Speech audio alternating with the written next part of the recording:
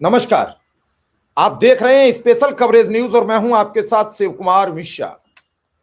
कांग्रेस की रैली से बीजेपी में बौखलाहट बढ़ती चली जा रही है।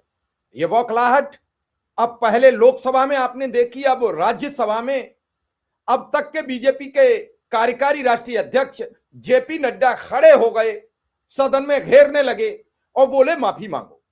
ये सब बातें चल रही थी। क्यों माफी मांगो? कल एक वीडियो कहीं कुछ महिलाएं खड़ी होकर एक नारा लगा रही थी जो सोशल मीडिया पर बड़ी तेजी से वायरल है, जिसमें वो कह रही हैं मोदी तेरी कब्र खुदेगी। ये नारा वो महिलाएं लगा रही हैं। भाजपा इस नारे पर पूरी तरीके से बिगड़ गई है और इस नारे पर बिगड़ने के बाद किरेन रिजिजू जी ने, जो संसदीय कार्य मंत्री है, उन्होंने लोकसभा में सदन रुकवा दिया। बोले मैडम पहले माफी मांगो। और ये बात जब आगे बढ़ी तो जैसे ही नंबर बीजेपी के राष्ट्रीय अध्यक्ष को मौका मिला, वो राज्यसभा में खड़े हो गए और बोले पहले माफी मांगो। इसी मामले पर सदन में जब अंदर जा रही थी प्रियंका गांधी, तो मीडिया ने सवाल कर दिया, मीडिया ने पूछ लिया। तो उन्होंने कहा, मीडिया का सवाल था कि प्रशांत किशोर से कब मुलाकात हुई। मैं वो पूरा वीडियो आपके समक्ष अभी रखूंगा और नड्डा जी का भी पूरा वीडियो आपके समक्ष रखूंगा, लेकिन उससे पहले यह जरूर कहूंगा कि क्या इस देश में नारे, क्या इस देश में सवाल सदन में उठेंगे? क्या इस देश में देश की जनता दिल्ली का प्रदूषण में जी रही है, बेरोजगारी चरम सीमा पर है, हेल्थ का इलाज, स्वास्थ्य का इलाज नहीं मिल रहा है, उन मुद्दों पर कतई चर्चा नहीं होगी? देश में देश करह रहा है महंगाई से, डॉलर भागा चला जा रहा है, लेकिन उस पर चर्चा नहीं होगी। लेकिन मेरा आपसे अनुरोध और अपील, जो लोग अब तक चैनल सब्सक्राइब न किए हैं, कृपया हमें सब्सक्राइब करके हमारा सहयोग करें। अगर हो सकता है तो चैनल को ज्वाइन भी कर लीजिए, ताकि कुछ थोड़ी सी आर्थिक मदद आपकी तरफ से आती रहे और यह चैनल बदस्तूर चलता रहे। इससे अच्छी खबरें और आपको कैसे दे सकें, उसके लिए आपके समर्थन की जरूरत है, सहयोग की जरूरत है। पहले मैं सुनाऊंगा प्रियंका जी का वीडियो, फिर मैं जेपी नड्डा जी का, और फिर मैं आपसे बात करूंगा। तो पहले सुनिए ये प्रियंका जी का वीडियो। से मुलाकात की खबरें आई हैं। मुलाकात की खबर आ रही है, ये कोई न्यूज़ है? मुलाकात हुई है क्या मैम? आप ये नहीं पूछते कि यहाँ पे सरकार खुद सेशन को डिस्टर्ब कर रही है, कि पार्लियामेंट्री अफेयर्स के मंत्री खुद क्वेश्चनर को डिस्टर्ब कर रहे हैं। ये आप नहीं पूछते कि क्या हो रहा है संसद के अंदर? हम लोग जिस तरीके से माफी मांग माफी की मांग कर रहे हैं, कह रहे हैं कि माफी मांगनी चाहिए, जिस तरीके से पीएम को सो कॉल्ड। तो हम लोग आपस में बात कर रहे थे, किसने कहा ये सब? हमें तो मालूम ही नहीं है। हमें मंच पे तो बिल्कुल ऐसा नहीं हुआ। फिर पता चला कि पब्लिक में किसी ने इंटरव्यू दिया, पब्लिक में कोई कह रहा है, कोई कार्यकर्ता है या कौन है, किसी को मालूम भी नहीं है कौन है, उनको खुद नहीं मालूम कौन है। तो सदन में उठा क्यों रहे हैं? वो भी क्वेश्चन आवर के टाइम मुझे लगता है चलाना ही नहीं चाह रहे हैं। लेकिन किस लिए हमने पोल्यूशन पे डिबेट मांगा, वो भी नहीं कर रहे हैं। तो मतलब अगर सदन चलाना ही नहीं है तो फिर ऐसे, इससे अच्छा तो बंद कर दीजिए। कम से कम जितना पोल्यूशन, हमारी सारी गाड़ियां जो हैं, सब लोग 10-10 गाड़ियां लाते हैं सिक्योरिटी की, जितना पोल्यूशन फैला रही है वो तो बंद हो जाएगा। मैम प्रशांत किशोर से मुलाकात हुई है क्या? टीके वाला बता दीजिए मैम। टीके से मुलाकात हुई है?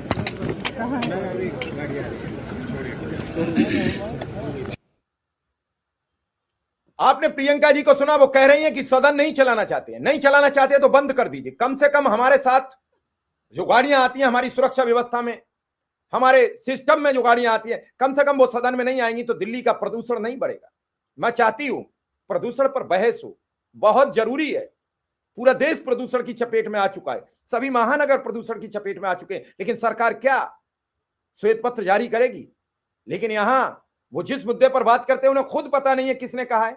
उन्होंने कहा ना तो मेरे मंच पर किसी ने कहा, ना किसी सांसद ने कहा, ना किसी हमारे संगठन के बड़े नेता ने कहा। अब कोई है, वो कांग्रेस का कार्यकर्ता है, खुद उन्हें नहीं मालूम किसने कहा है, खुद हमें नहीं मालूम कहां कहा है, तो मैं इसका क्या जवाब दूं? और किस बात की मेरे नेता, मैं या मेरे चेयरपर्सन या मेरे नेता प्रतिपक्ष राज्यसभा या मेरे नेता प्रतिपक्ष लोकसभा क्यों माफी मांगे? जो शब्द किसी ने कहा ही नहीं है। और इसी को लेकर राज्यसभा नहीं, पहले लोकसभा स्थगित करा देते हैं।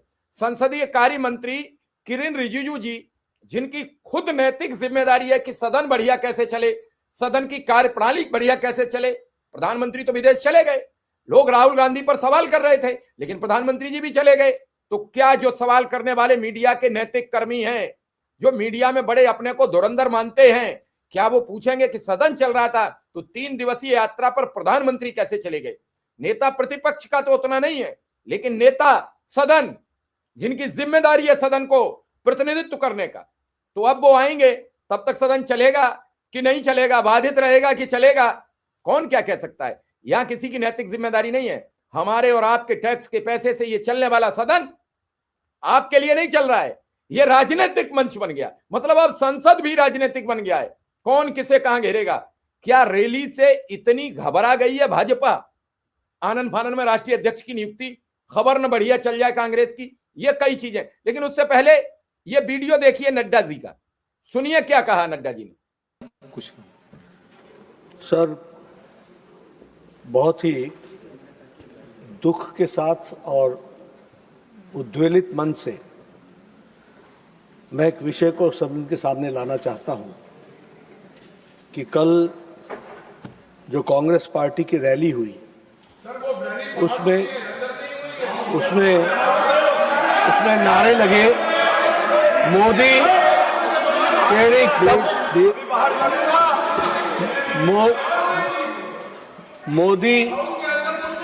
मोदी तेरी कब्र खुदेगी, आज नहीं तो कल खुदेगी।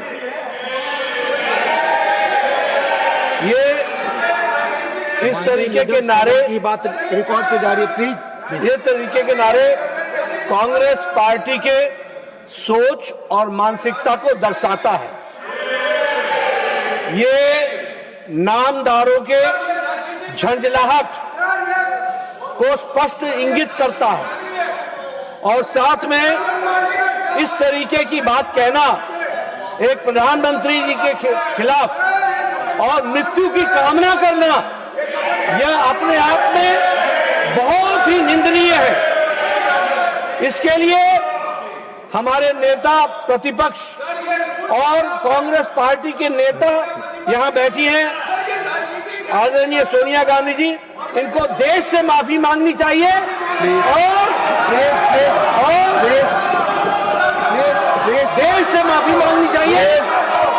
और ये नामदारों की झंझलाहट है, इसको समझना चाहिए। और मैं ये भी कहना चाहूंगा कि राजनीति का स्तर कांग्रेस पार्टी ने इतना गिरा दिया है जो कल्पना के बाहर है। इसलिए इसकी मैं घोर निंदा भी करता हूं और मैं श्रीमती सोनिया गांधी जी से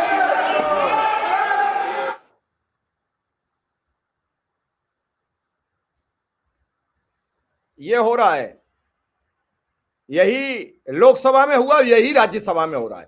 आपके लिए, जिन्हें आपने चुनकर संसद भेजा, इस उद्देश्य से भेजा कि ये हमारे विकास की बात करेंगे, ये हमारे सिस्टम को मजबूत करेंगे, ये हो रहा है। लोकसभा स्थगित, राज्यसभा स्थगित। क्या इसीलिए सदन में आप हमारे टैक्स के पैसे से सदन चलाने की कार्यवाही करते हैं? कौन जवाबदेही तय करेगा? इस पूरे प्रकरण पर मैं अपने सभी दर्शकों से भी एक राय मशविरा करना चाहता हूं। क्या आपके हिसाब से इस तरीके से सदन की कार्यवाही को, जिस तरीके से लोकसभा के अध्यक्ष ने स्थगित किए और उठे, चेयर छोड़ी, चले गए, क्या जब विपक्ष मांग करता है, क्या विपक्ष जब अपनी बातें रखता है तो इस तरीके का व्यवहार करते हैं? फिर क्यों सत्ताधारी दल को उन्हें बोलने नहीं देने का अवसर देते हैं? ये चीजें बड़ी गंभीरता से आप देखिए। सदन की कार्यवाही राज्यसभा की भी स्थगित हो गई, लोकसभा की भी स्थगित हो गई, और क्या मीडिया इन पर सब पर चर्चा करेगा? क्या गंभीर डिस्कशन इन सब बातों पर होगा? क्या महत्वपूर्ण बातें होंगी? मुझे लगता है कि ये मुद्दे नहीं होंगे, लेकिन शाम को डिबेट हर टीवी पर मिलेगी कि मोदी को अपशब्द कहे गए, प्रधानमंत्री नरेंद्र मोदी का अपमान हो गया। अब पता नहीं अपमान कितनी जल्दी हो जाता है। बिहार में भी अपमान हो गया, यहां अपमान हो गया। और इस देश के वो कौन लोग हैं जो किसी भी अच्छे प्रोग्राम में जाकर इस तरीके की बातें करते हैं? क्या कौन है वो? कांग्रेस को भी इसकी जांच करानी चाहिए कि वो थे कौन लोग जिन्होंने इस तरीके के नारे लगाए। एक बड़ी भीड़ को देखकर भाजपा का दायरा बिगड़ रहा है कि कांग्रेस अभी जिंदा है, कांग्रेस ताकतवर है। अगर ये ताकत वापसी हुई, जनमानस तक ये सब पहुंच गया कि सब की सब संवैधानिक संस्था सरकार में समाहित हो गई हैं, तो फिर सवाल उठेंगे, फिर लोग पूछेंगे कि भैया बताइए चुनाव आयोग क्या कर रहा है। इन्हीं सब की देन है कि पंजाब में कई जिलों में कई बूथों पर चुनाव स्थगित हुआ है। 3 ब्लॉक पंचायत का तो पूरा का पूरा स्थगित हुआ है। कौन पूछता था यहां? चुनाव आयोग की मनमर्जी। चुनाव आयोग केंद्रीय संस्था है, संवैधानिक संस्था है, वो राज्य सरकारों की तो सुनती ही नहीं। ऐसे में जब आपकी आवाज उठेगी तो अनिल मसीह भी पकड़े गए थे, अन्य भी पकड़े जाएंगे। और कल जो उन्होंने मुद्दा उठाया है बहुत गंभीर है। उन्होंने तीनों चुनाव आयुक्त का मंच से नाम लेकर कहा है कि ये तीनों इस देश की बर्बादी की ओर ले जा रहे हैं। मुझे नहीं मालूम, ये राहुल गांधी का सवाल है, ये प्रियंका गांधी का सवाल है।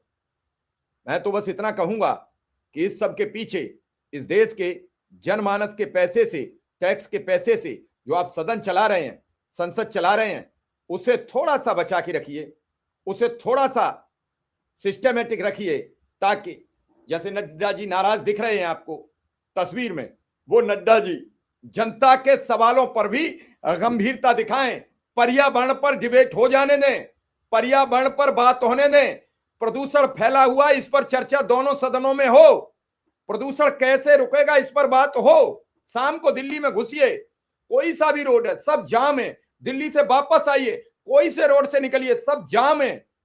तो इतने वाहन दिल्ली में जब पर्यावरण बिगड़ रहा है तो कैसे चल रहे हैं? ऑड इवन इस बार क्यों नहीं लागू हुआ? पहले की सरकारें ऑड इवन, दिवाली पे पटाखा, कभी कुछ जो प्रैक्टिकल करती रहती थी, उससे दिल्ली के नागरिकों को एक इस पर्यावरण से निजात मिल जाती थी, प्रदूषण से निजात मिल जाती थी, अच्छा पर्यावरण हो जाता था। क्या कर रही है दिल्ली सरकार? क्या कर रही है केंद्र की सरकार? अब तो केंद्र की सरकार और दिल्ली की सरकार डबल इंजन की, और डबल के बाद ट्रिपल इंजन एमसीडी भी। उसके बाद भी दिल्ली के लोग मरने को मजबूर हैं। एक बार की सांस में 20 सिगरेट इतना जहरीला धुआं लेकर कैसे जीवित रहेंगे?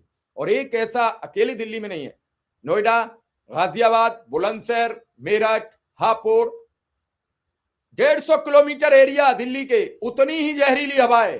अब तो ये हवा एटा, कासगंज, मुरादाबाद, बिजनौर, मुजफ्फरनगर, सोनीपत, पानीपत, गुड़गांव, सभी इलाके में फैल चुकी है।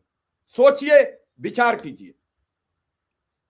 ये बहस बहुत जरूरी है संसद में, जिसे प्रियंका गांधी कह रही हैं, और पता नहीं क्यों स्थगित किए जा रहे हैं सदन। प्रधानमंत्री जी तो विदेश चले गए, 3-4 दिन बाद आएंगे। तब तक इस देश की संसद खामोश हो चुकी होगी। फिर कौन किससे पूछेगा सवाल, और फिर क्यों कटेगा बवाल और क्यों मचेगा बवाल? क्योंकि जनता के मुद्दों से कोई नहीं है बेहाल, जनता है बेहाल और जनता है खामोश। ये चुप्पी कब तक बचेगी? अभी तो जो 10,000 रुपए भेजे गए हैं, जो जल्दी में वोट लेने के चक्कर में जीविका दीदी की जगह जीविका दादा के खाते में चली गई, अब उनसे रिकवरी का नोटिस गया कि भैया वो 10,000 वापस कर दो। उस दिन तो खटाखटा आपने निकाल लिए, अब वोट दे दिया। ये पहली बार नहीं हुआ, इससे पहले भी हुआ, फिर होगा। आप बनते रहिए, आप वोट देते रहिए, आप विचार करते रहिए। ये तय कौन करेगा, ये कैसे बनेगा, इस पर एक अलग बातचीत करने की जरूरत है, और क्योंकि ये बड़ा मुद्दा है। तो फिलहाल प्रदूषण कैसे बचेगा, दिल्ली का मौसम कैसे बचेगा, ये राजनीतिक मौसम बनाने से दिल्ली की जनता बहुत परेशान है, पूरे देश की जनता परेशान है। ये राजनीतिक माहौल बदलने की जरूरत है, ये राजनीतिक बिसात बदलने की जरूरत है। किसी भी मुद्दे पर ढंग से बात न होना। मणिपुर मुद्दे पर बरसों बात नहीं हुई, किसी मुद्दे पर बात नहीं होती, मुद्दे ठंडे हो जाते हैं। मुद्दे कितने दिन चलेंगे? किसानों का बिल, 13 महीना किसान बॉर्डर पर पड़े रहे, और भी समस्याएं। बेरोजगारी पर कोई बोलता नहीं, पक्ष विपक्ष कोई नहीं बोलता। बेरोजगारी पर बहस होने की जरूरत है। महंगाई पर नहीं कोई बोलता, महंगाई पर बहस होने की जरूरत है। डॉलर के रुपया पर नहीं कोई बोलता, उस पर बहस होने की जरूरत है। बहस मुद्दों पर कब होगी?